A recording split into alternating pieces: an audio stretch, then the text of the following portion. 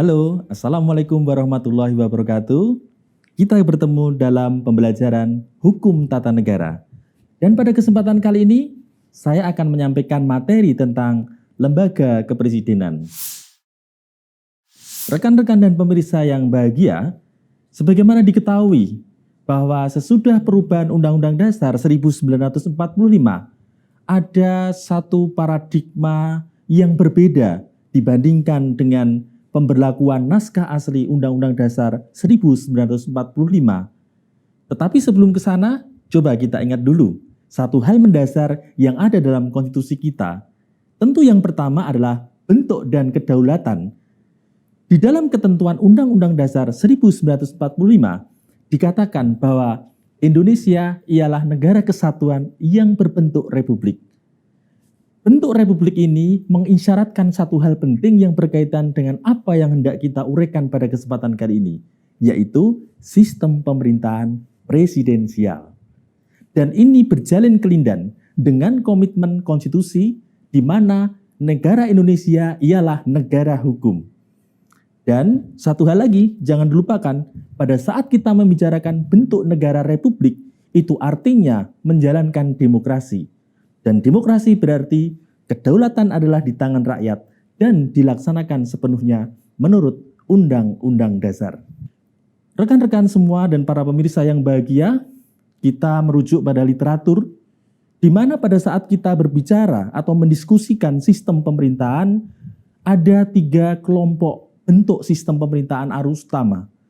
Yang pertama adalah sistem pemerintahan presidensial, yang kedua adalah sistem pemerintahan parlementer, dan ketiga, sistem pemerintahan campuran. Sistem pemerintahan campuran ini sering juga disebut hybrid system.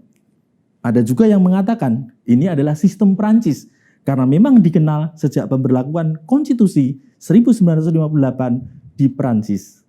Nah, kalau kita melihat lagi identifikasi pembedaan sistem pemerintahan ini, nampak bahwa pertanyaan penting yang diajukan untuk pembedanya adalah bagaimanakah relasi antara cabang kekuasaan eksekutif dengan cabang kekuasaan legislatif. Mengapa demikian? Karena di dalam literatur, sistem pemerintahan itu memiliki 3 arti. Pertama, dalam arti paling luas, sistem pemerintahan artinya penyelenggaraan negara. Arti yang kedua, sistem pemerintahan dalam arti luas, yaitu keseluruhan organ-organ negara yang menjalankan kekuasaan. Ada cabang eksekutif, cabang legislatif, dan yudisial. Tetapi dalam arti paling sempit, dan ini relevan dengan definisi sistem pemerintahan yang menghasilkan 3 identifikasi kategori itu adalah bagaimanakah relasi antara kekuasaan eksekutif dengan kekuasaan legislatif. Dalam sistem pemerintahan presidensial, di sini dikatakan memiliki sejumlah ciri. Tapi harus diingat, ciri di sini adalah ciri dalam pengertian akademik.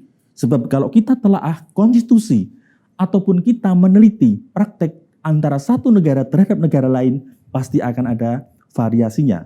Tapi telaah akademik ini penting. Untuk apa?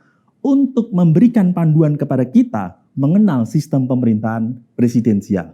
Ayo kita lihat ciri-cirinya. Yang pertama, pemerintahan presidensial didasarkan pada pemisahan kekuasaan. Yang kedua, eksekutif tidak mempunyai kekuasaan untuk menyatu dengan legislatif. Prakteknya, masing-masing memiliki legitimasi politik sendiri yang ditandai antara lain dengan penyelenggaraan pemilu yang terpisah antara eksekutif dengan legislatif.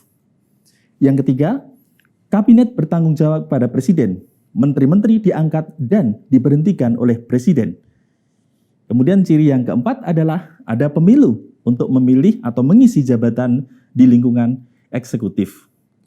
Jadi kalau kita simak kembali, sistem pemerintahan presidensial ini menempatkan ada sifat kekuasaan ganda, di mana antara posisi presiden sebagai kepala negara dan juga sebagai kepala pemerintahan itu menyatu dalam satu jabatan itu. Apa sih bedanya kepala negara dengan kepala pemerintahan itu? Kepala negara artinya melaksanakan fungsi eksekutif yang tidak memiliki konsekuensi hukum dan politik. Sering juga disebut sebagai hak prerogatif.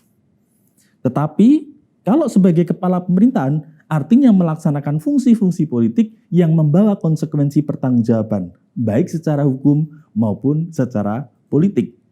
Oh ya, satu lagi, sebetulnya sistem presidensial ini memastikan eksekutif memegang jabatan dalam waktu tertentu dan tidak bisa diberhentikan dalam masa jabatan, kecuali menurut aturan yang ditetapkan oleh Undang-Undang Dasar.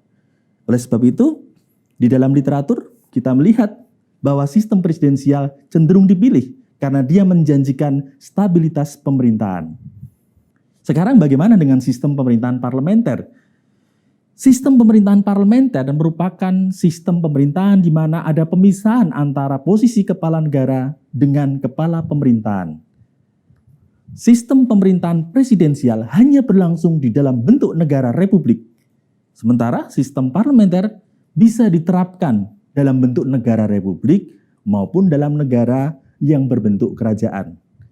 Umpamanya, untuk negara republik kita melihat contohnya adalah India, Singapura, dan lain-lain. Sementara untuk kerajaan kita melihat misalnya Malaysia, Kamboja, dan lain-lain. Tapi patron utama ketika membahas sistem pemerintahan parlementer ini adalah praktek ketatanegaraan di Inggris. Ini negara yang menjadi cikal bakal lahirnya sistem parlementer dalam konteks demokrasi modern. Nah, oleh karena ada pemisahan fungsi kepala negara dan fungsi kepala pemerintahan, maka ada dua jabatan eksekutif. Yang pertama kepala negara, bisa presiden, bisa kaisar, bisa raja, bisa ratu, atau mungkin sebutan yang lain. Sedangkan kepala pemerintahan umumnya disebut Perdana Menteri, atau kalau di Jerman disebut sebagai Kanselir. Berbeda dengan sistem presidensial, maka tindakan-tindakan kepala pemerintahan itu senantiasa membawa konsekuensi politik dan juga hukum. Maknanya seperti apa? Begini, sistem ini terbentuk dari pemilu. Pemilu menghasilkan komposisi lembaga perwakilan. Kepala negara akan menunjuk ketua partai yang menguasai mayoritas parlemen untuk memegang pemerintahan. Oleh sebab itu, apabila dia menang mayoritas, maka tidak ada persoalan. Tapi bagaimana kalau kemudian yang terjadi adalah fragmentasi pemilu, di mana tidak ada satupun kekuatan politik yang bisa menguasai mayoritas absolut di parlemen? Maka membutuhkan koalisi. Nah, sistem ini kemudian sering dihindari karena beberapa hal, antara lain adalah tidak stabilnya pemerintahan. Kalau koalisi bubar, otomatis pemerintahan berhenti. Atau ketika seorang Perdana Menteri memperoleh mosi tidak percaya dari parlemen, pada saat dia menetapkan kebijakan, parlemen setiap saat bisa menuntut pertanggungjawaban Perdana Menteri atau menteri-menteri sebagai individual yang bisa membawa konsekuensi bahwa pertanggungjawaban itu ditolak, maka Perdana Menteri tidak ada pilihan lain kecuali meletakkan jabatan. Tapi kita lihat perkembangan di Uni Eropa, ada berbagai variasi, di mana pada saat terjadi krisis politik seperti itu, para kepala pemerintahan berpaling kepada presiden. Presiden sesungguhnya hanya memegang kekuasaan nominal, kekuasaan sebagai kepala negara yang tidak mempunyai fungsi eksekutif yang dapat dipertanggungjawabkan. Tetapi makin lama dan makin hari kita melihat praktek di mana kepala negara senantiasa menggunakan prerogatifnya melampaui ketentuan konstitusi. Normatifnya, kalau Perdana Menteri kehilangan dukungan, maka harus ada pemilu yang dilaksanakan lebih awal dari jadwal seharusnya. Tapi praktek di Italia misalnya, kita lihat presiden tidak menggunakan mekanisme itu. Demi keutuhan negara, demi menyelamatkan pemerintahan dari krisis ekonomi dan seterusnya, presiden akan menawarkan jabatan Perdana Menteri itu, bahkan untuk mereka yang tidak berasal dari kalangan partai politik. Nah, dengan demikian kita melihat sistem parlementer bisa berkembang melampaui ciri-ciri yang sudah kita kenal dalam literatur sebagaimana sudah disebutkan tadi. Sekarang sistem pemerintahan campuran, tadi saya katakan ini sistem Prancis, karena memang pertama kali dilaksanakan oleh Prancis. Bagaimana caranya? Presiden dipilih langsung untuk masa jabatan tertentu. Presiden memegang fungsi-fungsi strategis seperti melaksanakan hubungan luar negeri, menjalankan sistem pertahanan, menetapkan keadaan darurat, dan seterusnya. Sesudah pemilu presiden, maka diadakan pemilu DPR. Ketua partai yang menguasai mayoritas DPR akan diangkat oleh presiden sebagai Perdana Menteri. Menteri-menteri diangkat oleh presiden tetapi bertanggung jawab kepada parlemen. Perdana Menteri adalah pelaksana tugas pemerintahan teknis sehari-hari. Tapi fungsi-fungsi strategis seperti disebutkan tadi tetap dijalankan oleh presiden. Maka kita lihat Presiden Prancis lebih terkenal daripada Perdana Menterinya. Kita mungkin tidak tahu siapa Perdana Menteri Prancis, tapi tahu siapa Presiden Prancis. Karena apa? Ada fungsi-fungsi strategis yang dijalankan oleh presiden dan menjadikannya sebagai presiden yang paling kuat di daratan Eropa. Baik, kita akan melanjutkan lagi bagaimana itu sekarang kita lihat dalam konteks Undang-Undang Dasar 1945. Pada saat terjadi reformasi konstitusi tahun 1999 sampai tahun 2002, satu komitmen partai politik yang menjadi anggota MPR pada waktu itu adalah tidak mengubah sistem presidensial. Dengan kata lain, perubahan Undang-Undang Dasar 1945 memperkuat sistem presidensial. Dan bagian akhir dari presentasi saya ingin memberikan informatif secara singkat saja bagaimana sistem presidensial itu diwujudkan. 1. Presiden dipilih dalam satu pasangan bersama wakil presiden secara langsung. Kemudian berikutnya kita melihat ada sejumlah wewenang dan tugas presiden dan wakil presiden yang diatur dalam Undang-Undang Dasar. Sebelum perubahan, banyak di antara tugas dan wewenang itu dilaksanakan secara mandiri oleh presiden sebagai hak prerogatif. Namun dengan perubahan kemudian terjadi mekanisme check and balances, pemisahan kekuasaan yang memungkinkan antara lain bahwa presiden harus berbagi peran dengan Dewan Perwakilan Rakyat atau Mahkamah Agung. Kita lihat masing-masing itu di dalam ketentuan. Misalnya pasal 5 sampai dengan pasal 15 Undang-Undang Dasar 1945. Dan satu lagi, bahwa presiden dan wakil presiden tidak dapat diberhentikan dalam masa jabatannya.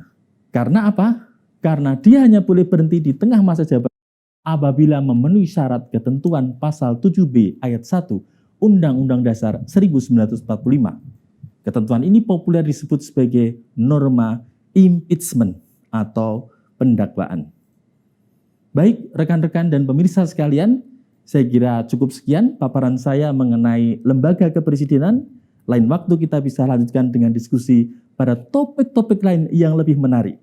Terima kasih atas perhatiannya. Wassalamualaikum warahmatullahi wabarakatuh.